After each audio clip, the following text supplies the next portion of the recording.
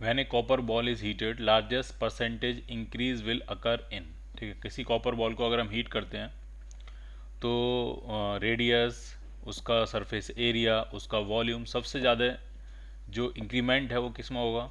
तो सबसे ज़्यादा इंक्रीमेंट होगा वॉल्यूम में। ठीक है, हमें पता है alpha is to beta is to gamma का जो रेशियो होता है वो 1:2:3 होता है। अल्फ़ा लीनियर डायमेंशन के लिए है, बीटा सरफेस डायमेंशन के लिए, एरियल डायमेंशन के लिए, और गामा जो है वो वॉल्यूमेट्रिक डायमेंशन के लिए। ठीक है, तो अगर उसकी रेडियस मान लिया 1% बढ़ती है तो जो सरफेस एरिया होगा वो 2% बढ़ेगा और जो वॉल्यूम है वो 3% बढ़ेगा। ठीक, अगर उसकी रेडियस मान लिया 2% बढ़ती है तो सरफेस एरिया 4% बढ़ेगा और वॉल्यूम जो है वो 6% बढ़ेगा। तो वॉल्यूम में जो एक्सपेंशन होगा वो सबसे ज़्यादा होगा। ठीक, और डेंसिटी, डेंसिटी अगर हम टेम्परेचर बढ़ाएंगे, हीट करेंगे, तो परसेंटेज इंक्रीज नहीं होगा डेंसिटी में, डेंसिटी में परसेंटेज डिक्रीज होगा। और जितना परसेंट वॉल्यूम में इंक्रीज होता है, जैसे मान लिया वॉल्यूम में 3% इंक्रीज हुआ तो डेंसिटी में 3% क्या हो जाएगा? डिक्रीज हो जाएगा। तो डेंसिटी इसलिए आंसर नहीं बन रहा है क्योंकि यहाँ पे लिखा है परसेंटेज इंक्रीज, ये जो लिखा हुआ वो लिखा हुआ है परसेंटेज इंक्रीज, इसलिए डेंसिटी आंसर नहीं बनेगा। अगर इस क्वेश्चन में लिखा होता पर लार्जेस्ट चेंज इन परसेंटेज, तो चेंज वॉल्यूम और डेंसिटी में सेम होता। वॉल्यूम अगर बढ़ रहा होता तो डेंसिटी उसी परसेंटेज से क्या हो रही होती? कम हो रही होती, क्योंकि मास जो है वो कांस्टेंट रहता है। क्लियर? तो इसका आंसर क्या बनेगा आपका? C part.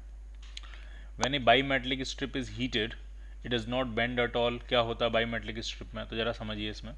जैसे मान लीजिए बाईमेटलिक स्ट्रिप है, एक ये मेटल है और एक कोई दूसरे कलर का ले लेते हैं, ये।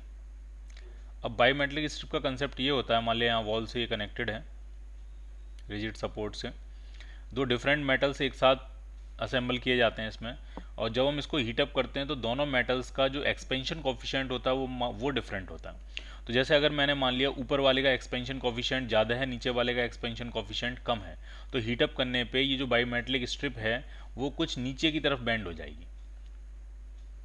ठीक, आर्क में बन जाती है। ठीक है, और जो ज़्यादा एक्सपेंड करने वाला मेटल होता है वो आउटसाइड रीजन में रहता है, और जो कम एक्सपेंड करने वाला मेटल होता है वो इनसाइड रहता है। तो आपका आंसर क्या बनेगा? C part, bend in the form of arc with more expendable metal outside.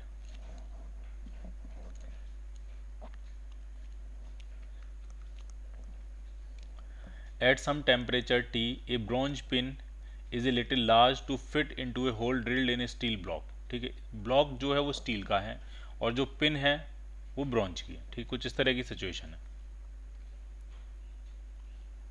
मान लीजिए ब्लॉक है और उसके अंदर ये होल है। ठीक, ये जो ब्लॉक है वो किसका है? ये स्टील का ब्लॉक है, और इस होल में इंसर्ट करने के लिए आपके पास एक रॉड है, एक पिन है, कुछ इस तरह से है ये।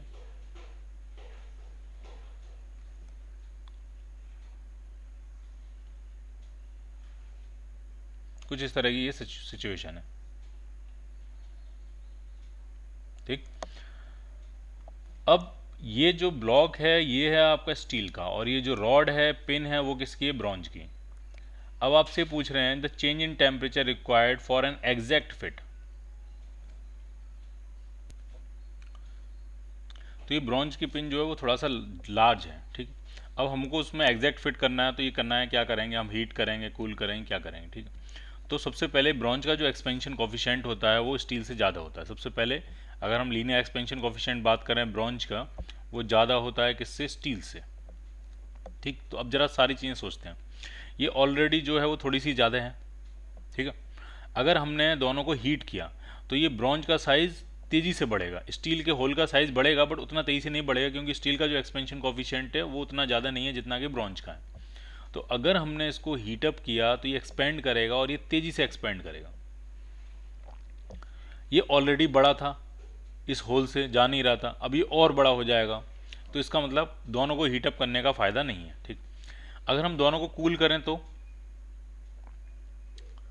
अगर हम दोनों को कूल करें तो क्या हो सकता है? ठीक है, दोनों को अगर हम कूल करेंगे तो ये भी श्रिंक करेगा और ये भी श्रिंक करेगा, बट कौन तेज़ी से श्रिंक करेगा? ऑब्वियसली ब्रॉन्ज तेज़ी से श्रिंक करेगा, क्योंकि ब्रॉन्ज का एक्सपेंशन कोफिशिएंट ज़्यादा है। तो ब्रॉन्ज अगर गर्म करने पे तेज़ी से बढ़ेगा तो ब्रॉन्ज ठंडा करने पे तेज़ी से श्रिंक भी करेगा। तो ये जो रॉड है ये तेजी से श्रिंक करेगी, होल भी श्रिंक करेगा, बट होल उतना तेजी से श्रिंक नहीं करेगा। तो अगर ये तेजी से श्रिंक करेगी तो ऐसा हो सकता है कि इसके अंदर फिट हो जाए। तो एक आंसर तो ये बनेगा कि अगर हम दोनों को ठंडा कर दें एक साथ तो भी हो सकता है। ठीक है, एक सिंपल आंसर भी हो सकता है कि ये होल थोड़ा साइज में छोटा है तो सिर्फ ब्लॉक को गर्म कर देते हैं, तो ब्लॉक का साइज बढ़ जाएगा, ये पिन इसके अंदर फिट हो जाएगी। तो इसके अंदर दो आंसर बनेंगे। सबसे सिंपल आंसर, प्लेन और सिंपल आंसर है only the block is heated, और थोड़ा सा टेक्निकल आंसर जो है वो ये है कि when both are cool together, दोनों को अगर हम एक साथ ठंडा करेंगे तो ये ऐसा एक पर्टिकुलर टेम्परेचर ठंडा करने पे ऐसा होगा कि ये जो रॉड है वो इस होल के अंदर पर्टिकुलरली फिट हो जाएगी। तो इसके दो आंसर बनेंगे आपके पास, एक आंसर बनेगा ए पार्ट और एक आंसर बनेगा सी पार्ट। अब इसमें क्या है, एक चीज़ और समझने वाली, इसमें कह रहे हैं कि चेंज इन टेम्परेचर आप चाहते हो कम से कम हो, कम से कम हो चेंज इन टेम्परेचर और वो फिट हो जाए। ठीक, तो फिर सी पार्ट आंसर नहीं बनेगा, तो फिर सिर्फ आंसर क्या बनेगा, ए पार्ट, क्योंकि उन्होंने कह दिया मिनिमम चेंज इन टेम्परेचर होना चाहिए, तो सिर्फ आंसर क्या बनेगा, ए पार्ट। ठीक, अगर आप दोनों को ही ठंडा करोगे तो ये भी कम होगा और वो भी कम होना शुरू हो जाएगा। ठीक, तो अगर हम ठंडा ही करना होता तो सिर्फ आप किसको ठंडा करो, सिर्फ आप रॉड को ठंडा करो, ब्लॉक को ठंडा मत करो। ठीक, तो आंसर बन जाएगा। और अगर गर्म ही करना है तो सिर्फ आप रॉड को गर्म मत करो, फिर सिर्फ किसको गर्म करो, ब्लॉक को गर्म करो।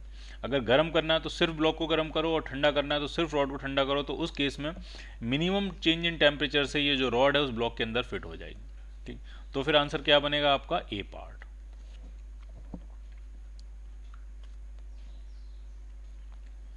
If the length of a cylinder on heating increases by 2%, the area of its base will increase by, ठीक है, जो लेंथ है सिलेंडर की गर्म करने पे अगर 2% से इंक्रीज हो रही है तो उसका जो एरिया है बेस का वो कितने परसेंट से इंक्रीज होगा। तो सर्फ बीटा जो होता है वो अल्फा का 2 टाइम्स होता है, तो लेंथ अगर 2% से बढ़ रही है तो एरिया 4% से बढ़ेगा। So your answer will be D part.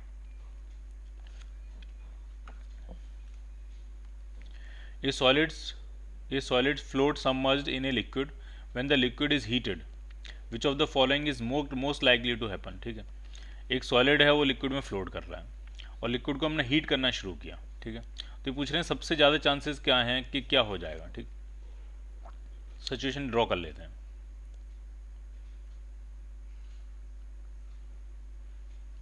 मान लिया ये कंटेनर है, उसके अंदर ये सॉलिड ब्लॉक है, ये और ये किसी लिक्विड में फ्लोट कर रहा है।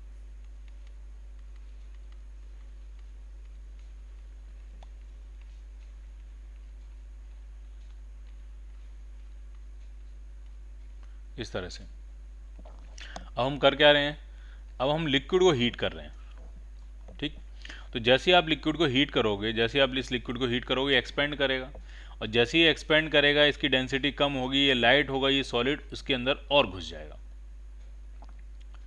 ठीक, तो आंसर क्या बनेगा, सॉलिड में सिंक, ये आंसर ठीक है, सिंक हो सकता है। और ऐसा भी हो सकता है, यही आंसर बनेगा क्योंकि ऑलरेडी वो सबमर्ज था लिक्विड में, float submerge in a liquid. ठीक है, सिचुएशन ये है कि ये पूरी तरह से डूबा हुआ था इस तरह से, और अब आपने इसको हीट किया तो ये क्या हो जाएगा, सिंक हो जाएगा, ए part.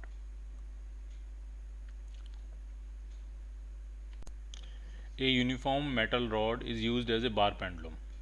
If the room temperature rises by 10 degrees Celsius and the coefficient of linear expansion of the metal rod is 2 into 10 raised to power minus 6 per degree Celsius, the period of pendulum will have a percentage increase of। ठीक, इसमें कह रहे हैं एक बार pendulum है, एक rod है, उसको बार पेंडुलम की तरह यूज़ कर रहे हैं। ठीक, कुछ इस तरह की सिचुएशन रही होगी। मान लीजिए ये रॉड है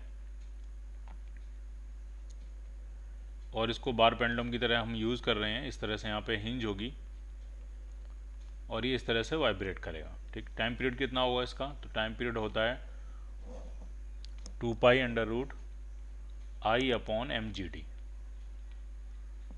आई इसका हिंज के अबाउट मोमेंट ऑफ इनर्शिया होता है, डी जो है वो सेंटर ऑफ मास से हिंज तक की डिस्टेंस होती है। तो हम सारी वैल्यू डाल सकते हैं इसमें और टाइम पीरियड निकाल सकते हैं। आई होगा एम एल स्क्वायर बाई 3, एन के अबाउट जो मोमेंट ऑफ इनर्शिया होता है वो एम एल स्क्वायर बाई 3 होता है, divided by M G D, D जो है वो एल बाई 2 है।